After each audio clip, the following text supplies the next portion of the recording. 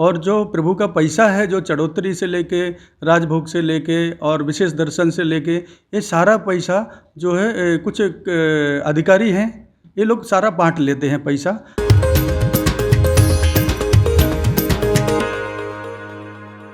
भगवान की आड़ लेकर माफिया अपना पेट पालते हैं।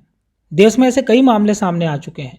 वहीं भगवान राम राजा की पवित्र धरती पर भी अब माफियाओं का कब्जा बढ़ता जा रहा है। यहाँ रहने वाले एक संत ने मंदिर प्रशासन व तहसील प्रशासन के लोगों पर गंभीर आरोप लगाते हुए माननीय न्यायालय में मामला दर्ज कराया है। लेकिन अब संत का आरोप है कि उसे माफियाओं से जान का खतरा है।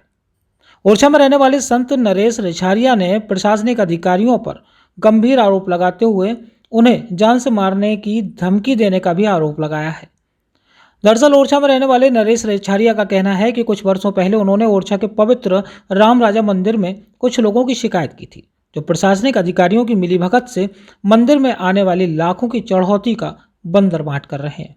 उन्होंने इस मामले को माननीय न्यायालय में दर्ज कराया है, जिस पर कई कार्रवाइयां भी हो चुकी हैं। उनका आरोप है कि मंदिर प्रशासन के कुछ लोग मंदिर के पैसे का उपयोग स्वयं के लिए करते हैं। वहीं कुछ समय पहले एक ऐसे व्यक्ति को जिम्मेदारी दी गई थी जिस पर गंभीर मामले दर्ज हैं। नरेश की इस कार्रवाई से कुछ अधिकारियों को स्थानांतरित भी कर दिया गया और इसी के चलते अब माफियाओं की नज़र उन पर टेढ़ी हो चुकी है। नरेश रिछारिया का आरोप है कि बीते दिनों उन पर एक व्यक्ति के द्वारा रोककर मामला वापस लेने की धमकी दी गई। वहीं ऐसा ना करने पर उन्हें जान से मारने की बात भी कही गई है। हालांकि उनका कहना है कि यह पूरी घटना सीसीटीवी कैमरे में कैद है। इसके बाद जब नरेश ने पुलिस से इस मामले की शिकायत की तो पुलिस ने मामला दर्ज किया, लेकिन अभी तक कोई कार्रवाई अमल में नहीं लाई गई। नरेश का यह भी आरोप है कि पुलिस के पास जब वह कार्रवाई के लिए गए तो वहां तैनात दरोगा ने उन्हें गवाह लाने को कहा, लेकिन जब उन्होंने गवाह न होने की बात कही तो वहां मौजूद दरोगा ने उनसे फर्जी गवाह को पेश करने की बात भी कह डाली। नरेश के द्वारा इस घटना को एक छुपे हुए कैमरे में कैद किया गया है। उनका यह भी आरोप है कि पुलिस भी माफियाओं से मिली है। पहले आप देखिए नरेश के द्वारा किया गया स्ट्रिंग ऑपरेशन, जो कहीं ना कहीं पुलिस की कार्यशैली पर सवालिया निशान लगाता नजर आ रहा है।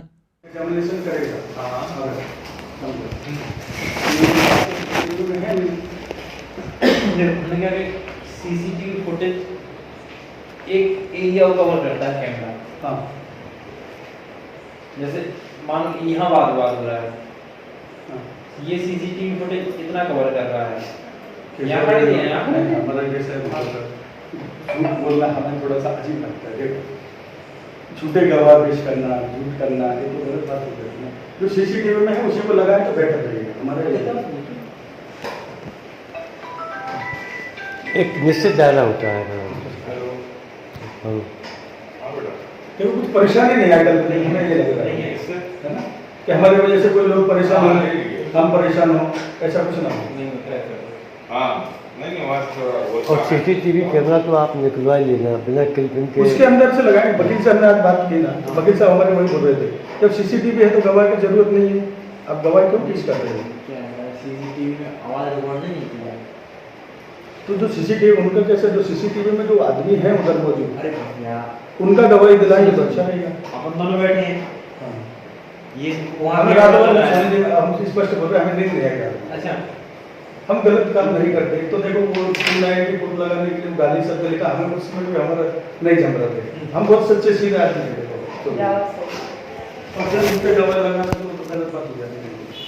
वहीं नरेश ने पुलिस के साथ जिले के प्रशासन को भी न्यायालय में ले जाकर कटघरे में खड़ा कर दिया। उनका सीधा आरोप है कि जो पैसा मंदिर के विकास के लिए खर्च होना चाहिए था, वह पैसा माफियाओं और भ्रष्ट अधिकारियों की जेब में पहुंच रहा है। वहीं उन्होंने क्षेत्रीय नेताओं को भी अपनी कार्यवाही के दौरान लपेटे में लिया है। सुनिए क्या क्या आरोप लगाए हैं नरेश रिछारिया ने। क्या नाम है आपका? हमारा नाम है नरेश चंद्र रिछारिया। हम ओरछा में रहते हैं और हमारे साथ में रामराज गुप्ता ने, जो राजस्व निरीक्षक है, अभी उसकी ट्रांसफ़र हो गई टीकमगढ़। तो ट्रांसफ़र होने की वजह से उसने हमें मंदिर के पीछे 29 तारीख को सुबह 9:35 के करीब हमें रुकाया। हम जा रहे थे घर के लिए, हमें रुकाया और हमें गोली मारने की धमकी दी। बोला तुम हाई कोर्ट में जो याचिका की है आपने वो वापस ले लो, नहीं तो हम आपको गोली मार देंगे। अच्छा, आपने थाने में इसकी शिकायत की? हाँ, हमने तुरंत थाना प्रभारी को फ़ोन लगाया, वहीं से थाना प्रभारी ने भी पुलिस भेजी वहाँ पर और पुलिस ने सारा वाक़या देखा और हमने उनको बोला जो घटना सीसीटीवी फुटेज में कैमरे में कैद है, आप सीसीटीवी फुटेज निकालिए, उसके आधार पर आप आरोपी के ऊपर कार्रवाई कीजिए। तो उन्होंने बोला ठीक है, सीसीटीवी उन्होंने देखा और निकाला कंट्रोल रूम से, पुलिस कंट्रोल रूम से, और फिर हमें शाम को बुलाया थाने में और पक्की एफआईआर दर्ज की गई। और एफआईआर दर्ज करने के बाद में फिर हमें रोज़ाना बुलाया जा रहा वहाँ पर। आरोपी को अभी तक अरेस्ट नहीं किया, आज 6 दिन हो गए हैं। और हमें रोज़ाना शाम को बुलाते हैं थाने में और बोलते हैं कि हमें गवाह दो। तो कौन से गवाह दें हम आपको बोला, तो हमें झूठे गवाह दो, हमें केस बनाना है। तो हमने उनको बोला कि आप जो सीसीटीवी कैमरे में जो वाक़या कैद है उसी के आधार पर आप केस बनाइए, हम झूठे गवाह आपको क्यों दें। अच्छा, क्या मामला, क्यों आप बता रहे हैं आपकी जो आपने याचिका दायर की थी, वो क्या मामला है, किस तरह की शिकायत की थी आपने? हमने इसलिए शिकायत की थी कि मंदिर में, अपने रामराजा मंदिर जो ओरछा धाम में मंदिर है, ये एक ऐतिहासिक मंदिर है, यहाँ पर बहुत सालों से भ्रष्टाचार हो रहा है। और जो प्रभु का पैसा है, जो चढ़ोतरी से लेके, राजभोग से लेके और विशेष दर्शन से लेके, ये सारा पैसा जो है कुछ अधिकारी हैं जो मिल बांट के ले लेते हैं, और राम राजा का पैसा राम राजा की गल्लक में ना जाके, उनके दान पात्र में ना जाकर ये लोग सारा बांट लेते हैं पैसा।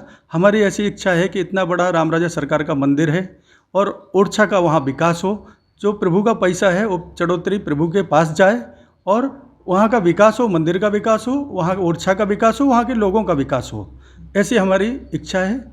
और हम इसलिए अनियमितताओं के बारे में हमने हाईकोर्ट में याचिका दाखिल की है। एक 2017 में भी एक आरोपी पकड़ा गया था, उसके ऊपर इन्होंने मुकदमा तो दायर किया पुलिस ने, लेकिन आज 5 साल होने के बाद भी कोई चार्जशीट पेश नहीं की। तो सारे लोग हमें मिल कर के जान से मारने की रोज़ाना धमकी देते हैं। हम पुलिस को, एसपी को हमने कई पत्र लिखे हैं, आईजी को भी हमने पत्र लिखा है, लेकिन हमें कोई सुरक्षा नहीं दी जा रही है। और इतना तक होने के बाद, गोली मारने की धमकी देने के बाद केस तो रजिस्टर्ड किया, उसको अरेस्ट नहीं कर रहे और हमें ही प्रेस कर रहे हैं कि झूठे गवाह लाइए आप। Bureau report, Orchha.